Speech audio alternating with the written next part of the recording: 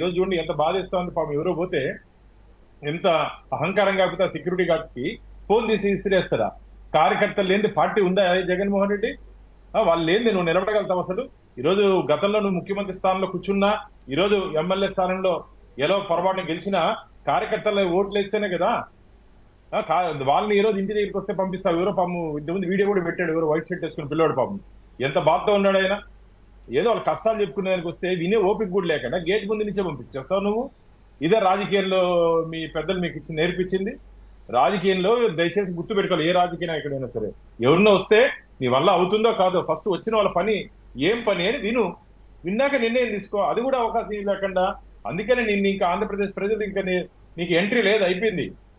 Entry లేదు, అయిపోయింది. నువ్వు కలలు కనాల్సిందే, నువ్వు ఓదార్పు యాత్రలకే పరిమితం అవుతావు.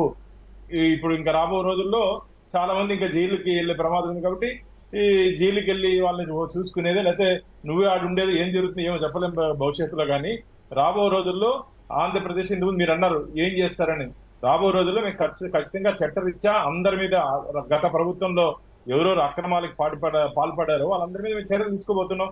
ఖచ్చితంగా రాబో రోజుల్లో వాళ్ళందరూ ఆడే ఉంటారు. ఈయన వేయి చూసుకుంటాడు, ఈయన మీద కూడా ఎక్కువ ఆరోపణలు ఉన్నాయి. ఈయన కూడా తొందరలోనే గతంలో ఎక్కడి నుంచి వచ్చాడో 16 నెలలో 15 నెలల్లో ఆడికైపోయే అవకాశం ఎక్కువ ఉంది.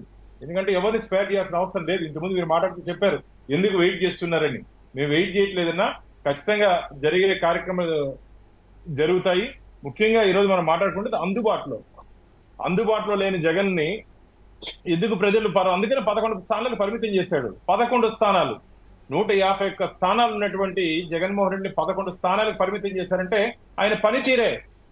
ఆయన ఏమనుకున్నాడు, నా ఫోటో పెట్టుకుంటేనో నేను ఎవరి మీద భుజం మీద చెయ్యేస్తేనే గెలిచిపోతాడు అనుకున్నారు. అది భ్రమ. జగన్మోహన్ రెడ్డి గారు కేవలం ఆంధ్రప్రదేశ్ ప్రజలు నీ వల్ల మిగతా వాళ్ళందరూ ఓడిపోయారు, నీ వల్లే ఓడిపోయినా చెప్పి ఈరోజు సాక్షాత్ వాళ్ళు ఓడిపోయిన ఎమ్మెల్యేలతో ఏడుస్తున్నారే. నీ వల్ల ఓడిపోయినావు, నీ అహంకారం వల్ల ఓడిపోయినాము, నీ వ్యవహార శైలి వల్ల ఓడిపోయాము, నువ్వు ఒక సామాజిక వర్గాన్ని టార్గెట్ చేశావు. కాబట్టి ఈరోజు ఒక్కొక్కరు దాని పుట్టలో నుంచి బయట వచ్చినట్టు